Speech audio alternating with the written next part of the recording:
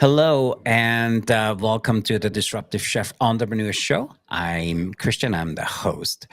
And I know I say this at every episode, but have you ever met somebody and every time you try to do something new, he's the first guy who comes to mind? After this, I introduce you to that person.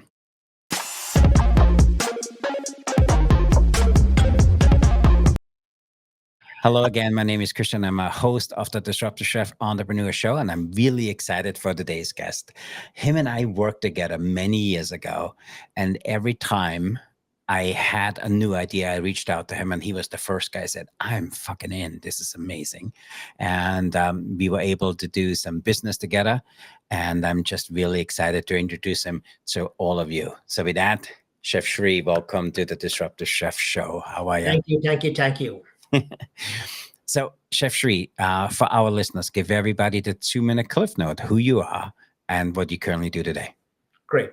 I'm the corporate culinary chef for Monsoon Kitchens. We develop fine lines of Indian products. I had a culinary background, graduated from culinary school in India, Bangalore, worked at Taj Bombay, which is one of the premier hotels by Gateway of India. And it was supposed to be a 3-year training, and we chefs saw our talent and how we move our products that within a year I was appointed the executive sous chef of the finest Indian restaurant called Tanjo.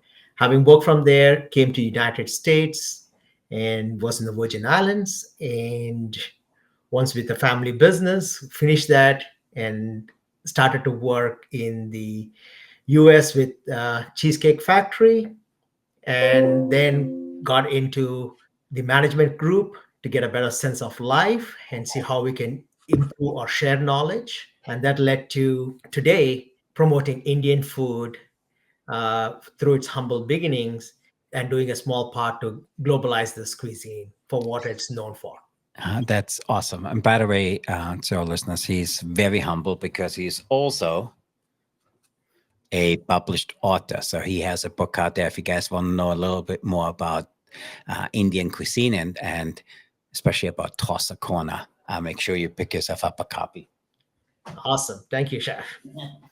So, Chef Shri, talk to us a little bit why you wanted to get into food. Did your parents make you, like with me? They were said, "Hey, Christian, do food because people always like to eat." Tell us a little bit how you gotten into food. So, as you all know, the challenge of India is every son and daughter has to be an engineer or a doctor. And growing up in that environment, scoring everything above 95% was taken. Anything less than that, you didn't come home. Mhm. With that, we always wanted to do different. So when high school, I had a business, a newspaper business, and pushed the boundaries and really loved people because that's what it was. What do we sell? It was people. And after graduation from high school and getting into engineering professional degree, I had 4 paths. There were 2 paths which I had to pay enormous amount of capitation fee called donations to get those courses what I want to do. And I said, no way, I have my skills, I'll chart my own course. So I found the first time Government of India with International Labor Organization and Swiss Hospitality School started a graduate program in 5 cities in India. And one of them was in the city of Bangalore. Yeah. So I said, I'm going to do something different. So I wrote the hotel management entrance exam. My parents didn't know about it. And after I got selected and they were given a scholarship also. And I said, my dad, now I have a personal interview, but I have to go to Madras and I had family there. And he said, what is this for? Then I explained to that and he was so concerned. So he accompanied me to my interview. He accompanied me to the first day of college. This is college and I am 18 years old. Oh, I love that. And then he spoke to the principal, and I want my son to not do this, yeah, but I have all the money to give him to go to engineering school. Then the principal sat down and said, he's going to go out of this karate thing. He's going to have so much more money than what the tuition is, and you don't have to worry, he'll have a great career. And ever since that, because I had a lot of passion for cooking and a lot of passion for learning things fast, as well as teaching, I learned very quickly some of the skills which I had, which I didn't know I had it before. and it just bloomed into a career which I'm proud to sit and share the growth with everybody over here. Hmm. And that's how I got into food business. Wow. Talk to us a little bit. So now you a chef in India. You worked in this really high end restaurant, which you did really, really well. Why did you want to make that pivot or that switch over to come to the US? There was always a growing desire with me is the way we learned and way we did and the people who brought the talent into the uh, cuisine were not getting recognized. Hmm. And we were talking to a couple of our French chefs and say what we can do, and we found within India we didn't have that kind of structured network where we can actually make a cuisine grow. Yeah, yeah. It was very segmented or very separated. And then they said, why don't you? There was a family friend who used to come to the restaurant quite often and said, hey, we are in the Virgin Islands, we are all jewelers and we don't have any place to eat Indian food, Yeah. you want to come? I said, this is the best way to do it in the Virgin Islands. And I didn't know anything about it. And the first time I'm taking an international flight, land into Miami, and I'm blown away, and then go to the Virgin Islands. And the first month after Virgin Islands, I've been hit by an hurricane. So it really shows me, hey, when things turn around bad, how to turn around. And every single piece, it was the people, and they need good food. Hmm. Then you start to think how we can make those skill set which I learned from people who were uneducated, very talented, how to bring their knowledge back. The same thing with the cookbook I wrote, Dosa Corner. My in-laws don't have formal training, but enormous knowledge of the ingredients and how it works. And I captured that essence in that food. And what they brought about was the people. They took care of the staff, they took care of the Hmm. customers, and it was always the people. But the language of communication was food. So we took the same thing, and every single aspect I take it, I give the credit to the cooks who taught me, the cuisine which brought to me, and I'm just an ambassador or a vessel serving those food. That's awesome. So now you're in the Cayman Island or in the Virgin Islands doing all your thing. You have your first hurricane. How did you wind up in Chicago or move to this part of the country? So when I was in Virgin Islands, I was enjoying my life, a bachelor life in the beautiful islands. Only Indian chef for about 300 people, so trying to woo all the girls and have good life. There was a family who came on a vacation to the Wyndham Sugar Bay Resort, and they are the people who don't eat any meat. Hmm. They're completely strictly vegetarian and no onion and no garlic. Hmm. So I was executive sous chef at the Wyndham Sugar Bay Resort, part of my transition to learn and better myself, as well as have my business. I cook food for them at home and took it to them so that it's Yep. more meets their religious needs. And they knew my future father-in-law had a business in Montreal, and they connected us both. So after we got married, my wife came to St. Thomas, and she was wanted to pursue a master's degree, and there was not much opportunities in the Virgin Islands. So we set up like a cafeteria in Virgin Islands where I had a local people who were trained and they were doing the work. And then I said, okay, now it's time to expand and grow. So the people in the Virgin Islands actually supported me. And then my wife went back to do her master's in Toronto. We moved to Toronto for 2 years. And then as soon as our immigration green card stuff came through, I went to Columbus, Ohio, where I was working with Adams Mark. Hmm.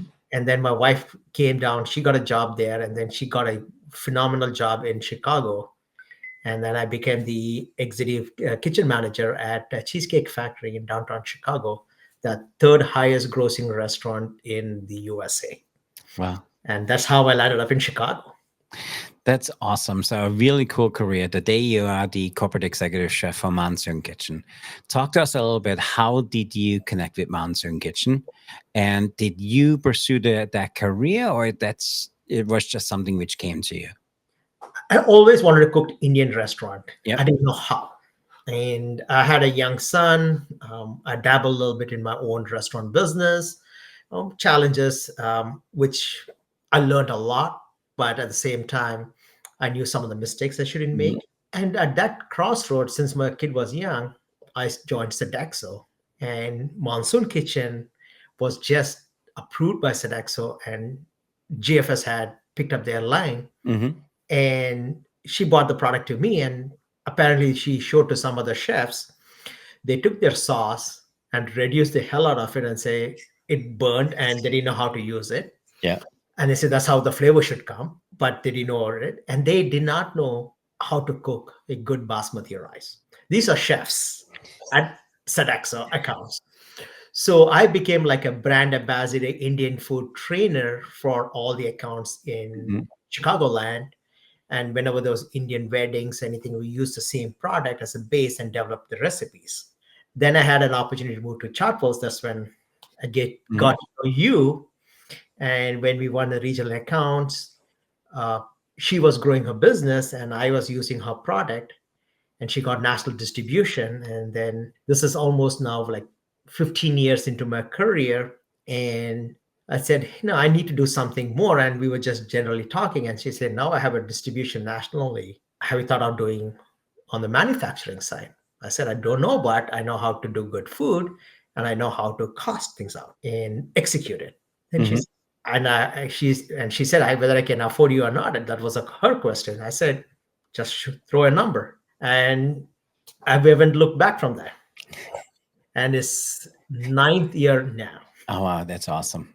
I know it's been really successful, and the product is absolutely amazing. If somebody hasn't done so, you need to check out Monsoon Kitchen. It's amazing. The products they make, they're very authentic, and then if you need support, this guy's extremely good at it.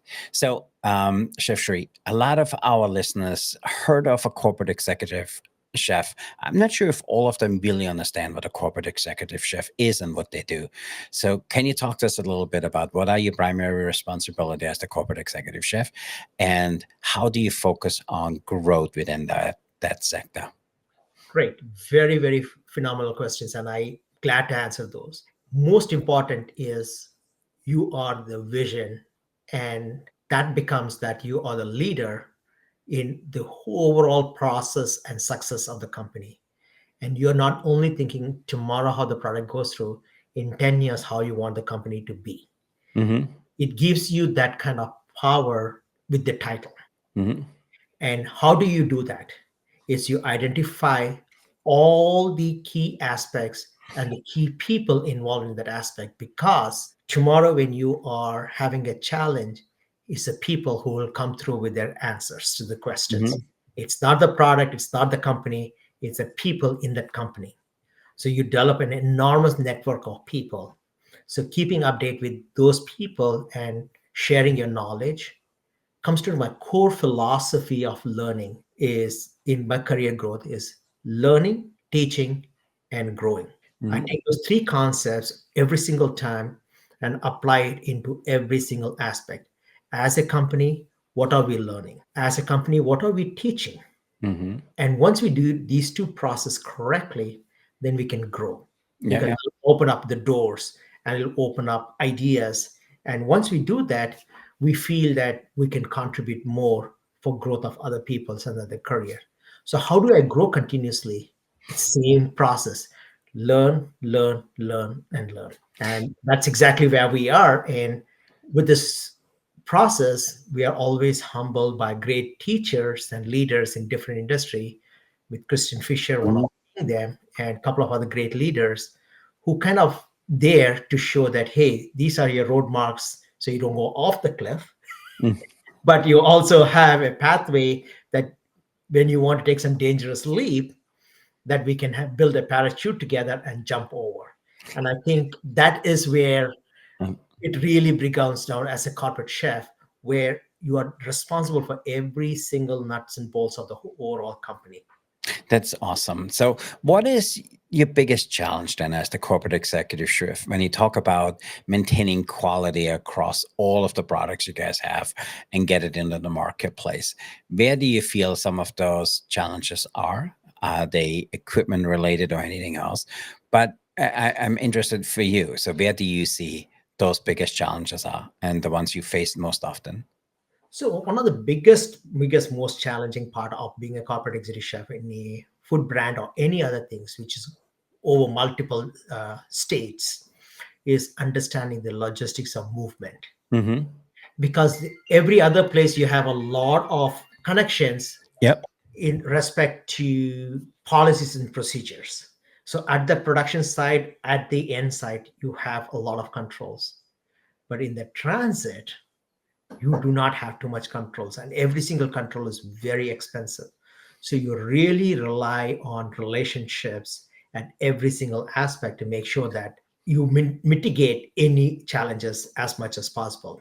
It's never zero, but it is a new challenge, and it is hard. And if it's not this hard, a lot of people will be doing it. But it really comes down to this: is who is your people, who is your support network.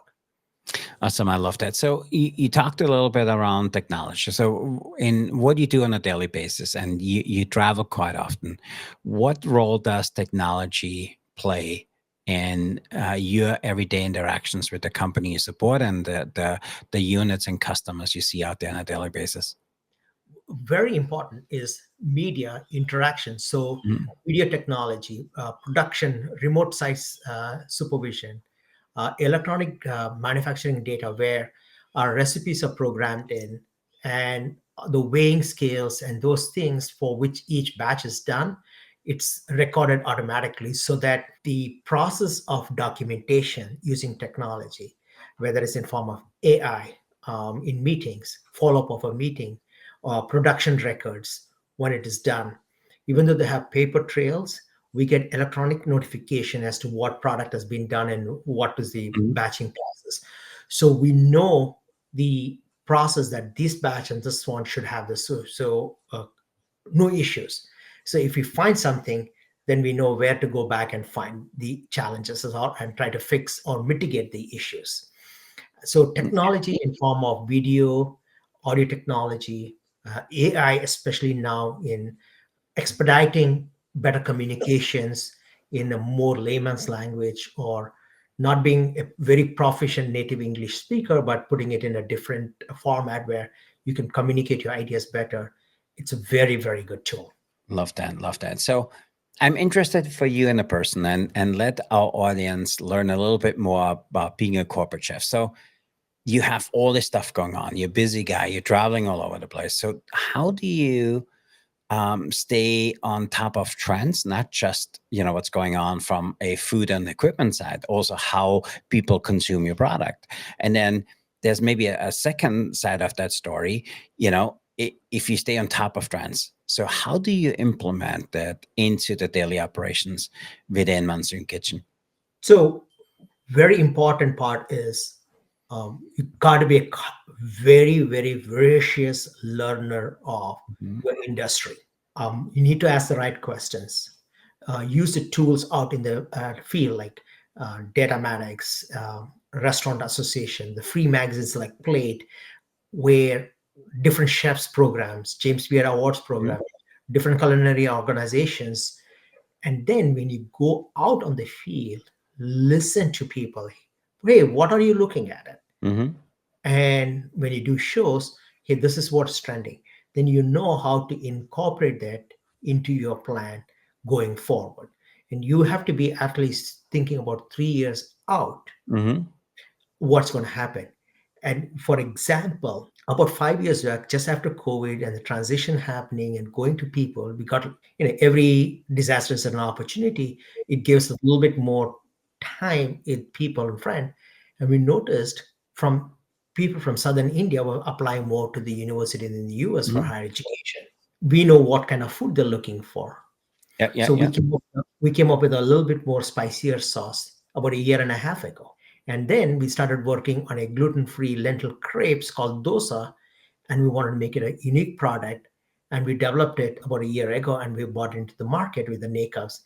All of a sudden, we are Mhm. 10 times ahead of the trend, because we found out they were partnering with local restaurants, paying an arm and a leg to get the product into the building and not knowing the food safety out of it. Mhm. Now they have a safe, consistent product, but it fulfills that need. So doing that is the key aspect of making sure that we are always a solution provider to our customers by learning ourselves what we need to do. I think Yeah. that's where you learn and grow together. That's really interesting, and I absolutely love that. So you have all this stuff going on. So how do you balance being creative? How do you balance and lay off over then being innovative and that need to be, have that standard consistency across all the products you guys sell? So this is where you actually, if you are part of a great learning team, you take it and you really plan yourself Mm-hmm. and to succeed or you plan to fail. Yep. So planning is very important. So you have to have a plan where you need to maintain costs, you need to monitor a day-to-day operation. But you always have to plan is how I'm going to be ahead of the curve. Who are my resources? Who I'm going to reach out next and where do I get the next information? And you actually itemize your day properly according to that. Mm-hmm. And that is the tool. And for that, you use technology Yep. Yep. where you either voice record your timing, what's happening, document in an audio file, or just take a video of what you're doing, or just paper and pen, and Mm-hmm. and have a reminder and use calendars. Those are few things where you really know that you don't miss out anything. I love that. So you're doing this for 9 years. You came from a corporate facility. You ran one of the universities in Chicago. You make the move into that. What was the hardest thing for you to make that transition from daily operation to take something which has really a global feel and a global impact? You never underestimate how much dead time you take away from one work to the other work. You think you have 24 hours, and when you start traveling, you do not have 80% of your control of your schedule. So you have to become innovative, really innovative, and not let it bother. For example, a 4 hours layover in the airport and you're stuck and you have nothing else, it's okay. Mm-hmm. You learn, you do other things, and you manage it. And then what do you do in your personal life? Because you have to have a balance. In a university setting, you know your schedule all year round. Yeah, I it's don't. very predictable. You know exactly when students come and they're not here. Yeah, it's a very Right. predictable business. Very predictable. Yes, I have my weekends off. But what if I'm to travel on a Sunday? If there's a customer who gives us an appointment early Monday morning, for example, we got into the Yellowstone National Forest, Mm-hmm. but we got a meeting request just 2 days before, and I was in Miami. So I had to come back, fly overnight to Boston, drive over, do a presentation. They liked it so much. Instead of catching that night flight, I had to take the next day flight because they want us to finish everything. And that landed us almost like $250,000 business. Wow. But that kind of commitment to understand where you have to balance and how you need to do is was the most challenging part. Mm-hmm. I love that, and I can see it. And the for me, the interesting thing is corporate chefs. So a lot of chefs, and especially aspiring chefs, which do really well in the unit, want to make their pivot to that side of the industry. The demand is different, but the demand doesn't go away. It doesn't go away. Where do you, looking backwards now, doing this for 9 years, where do you think your biggest learning curve was making that transition from being part of a, education feeding and doing what you do now? Most important comes down to is like anything else, because you are in the leadership position, just don't get upset with anything. Hmm. Very simple factor. Things Hmm. happen, you can't control, but do your very best and believe in yourself. Hmm. I think that was the biggest lesson I learned, and because of the foundation where you come from, and that aspect, it will get you to the next level as to how you want to combine that skill set into the next step you take it, because your day-to-day operation responsibility doesn't go away. Hmm. I have to still think like a unit chef because I'm trying to sell it to the chef who's actually doing the job. Yeah, So yeah, if yeah. I don't know what the unit chef is going through and what has changed in his world, I will not be able to support him and provide a solution to him. Yeah, I love that. So, what advice would you give to somebody who is considering to become a corporate executive chef? Take it and plunge in it with both feet inside. Do not question it, because once you are unsure, There are a lot of people who rely on your shoulders to provide solutions. Hmm. And it's not an executive chef where you say, okay, today my food cost is good and everything else. No, your food cost is good. What's the new one you're going to get it? How you can still start saving, and what are the next curveballs are going to come in your way? And when you're doing that, how do you maintain your family, your friends, your well-being, all of that into the whole Hmm. piece? And for that, you got to take the leap. It's a Uh, leap of faith. so if they take the leap, so how can they prepare for the unique challenges which come up with a position like that? So, most important, I would say at this time, be a leader in whatever you're doing. What Hmm. does that mean, being a leader in whatever you're doing? Understand every single nuances of the build of your job at the Hmm. current position. For example, how do you take the dishwasher? How is the dishwasher doing well? What do you he needs to do his job efficiently? Come down to your prep area. What happens to that? The reason why is, as a corporate chef, after doing all the good cooking, you're the one cleaning up.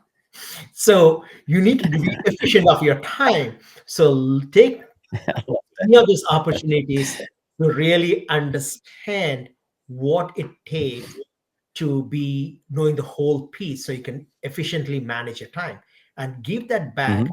to make that person efficient in his work, because it'll make you efficient in your work ongoing basis. I love that. That's really good advice. And there's a lot of opportunities out there. And you're right. People should leap in with both feet if they have the opportunity to do something like this. Um, I think it's just gonna enhance of who they are as professionals, who they are as leaders, who they are as motivators and trainers. Um, I love being a corporate chef because the needs of the person you see is a lot different than for you. Sometimes you walk into the facilities, and you and I spoke about it. Um, give them what they need, but to support them what they actually don't ask for.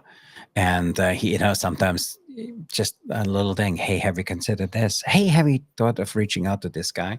um, and it just will really help you be successful in that position. So by the way, I can talk to you forever about this. And to our listeners, if you find value in this conversation on how to be successful in a position as a corporate executive chef, you guys need to reach out to this guy. He can teach you a Right. masterclass because he's extremely good at it. And if you find value in this, as our listeners, make sure you save this episode, make sure you share it with a friend, and make sure you kind of come back over and over again, because what he just said on what some of those challenges are in that position is absolutely spot on. And I think he did a really phenomenal job kind of putting yourself in there. And we love the product, Monsoon. So to our listeners, if you haven't gotten Monsoon yet, make sure you call him and make sure you get yourself some samples. So how can our listeners get a hold of you? Everybody can reach out to me through my email, chef Srini at monsoonkitchens.com. I also Mhm. can directly reach me on my cell phone, which is 630-696-7616. I'll answer it any time of the day. Also visit our website, monsoonkitchens.com, and there's an info button, and we can send an email from there also. Awesome. And we will also put all your information contact in the show notes. So if you are listening and driving, do not look at the show notes. Make sure you're someplace safe. Check out the show notes and make sure you guys reach out to Chef Shri. And if you haven't done so, make sure you join our private club, which is the Disruptive Chef Club, which is our private community, which gives you a front row seat of all the things we do. And it also lets you peek a little bit behind the curtains, see what's coming up next on the episodes. So before we wrap it up, my team just gave me a whole list of rapid fire questions. So, to our listeners, full transparency, this guy has never seen these questions. And so, Wow. Chef Shri, if you're up to it, we Let's have go. a rapid fire questions session. We do 5 questions, and there is 30 of them. So I let you pick number one. So give me a number between 1 and 30. Go with one. If you were a kitchen utensil, which one would you be and why? Or definitely a whisk. Goes in every single corner of the place, and difficult to get it, and you won't find it when you actually need it. But useful every single time. I love that. Question number 2. What number between 1 and Five. 30? Number 5. Uh, Pineapple on the pizza. Yes or no? I don't want to offend the Hawaiians. Go with pineapple. Anything sweet, let it sell. That's the best. Number 1 to 30. Give me another number. 15. 15. If you will cook for a celebrity, who would it be and what would you make? Definitely, it will be Barack Obama, and I Mhm. will cook him a nice butter chicken masala. I had a chance to meet with him, but never cooked with him. So, Awesome. Awesome. Awesome. 2 more questions. Give me a number. 21.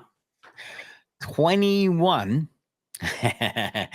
If you could eat only one cuisine for the rest of your life, what would it be and why? I'm always doing that. Indian food. It's nutritious, it's Ah, so delicious. next time you need to have a disclaimer. You can't do Indian food. Oh, no, you're too late now. Sorry. Okay. I feed everybody in every shows. Okay, that's awesome. And then here, hey, final question is, what is That's a food you refuse to eat? Oh my gosh. I have tried it. I've made it, but I couldn't hold on to it. Is spam. There's a whole cuisine around it. You just pissed off a whole bunch of people. Nothing spam. Hey, we just got to stay somewhere relevant, right? That's just Somebody awesome. tried to sell me spam. So, hey, Chef Sri, we really appreciate it. Thanks for being a good sport and being part of this conversation. So, any final advice for people want to making that pivot from operator to corporate chef?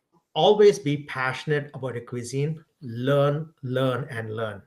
And most important is to develop relationship, teach your skills, do not hold Mhm. them.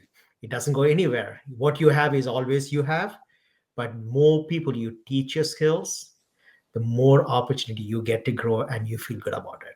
That's my final advice. That's really good advice, and we appreciate it. And thank you for this conversation. Thank you for the Thank gift you of very your much. time I appreciate it. spending Thank you. a half hour with us today. And to our listeners, if you enjoyed today's episode, make sure you earmark it, make sure you save it, make sure you send it to a friend. And for additional content and behind the scenes glimpse and updates and upcoming episodes, make sure you visit our website, follow us on social media. We're going to put all the stuff out there. So with that, I want to say thanks for being here today. Until next time, remember to disrupt your kitchen, fire up your career, and stay hungry for change. I'm Christian here with my very gracious guest, Mr. Sri. We are out of here. We are signing off. For you guys out there, be the change, be the challenge, and be the chef who sets the world on fire. Until next time, thanks again for being here. Go Thank out you. there, Namaskar. everybody, and be disruptive. Thanks, everybody. Thanks.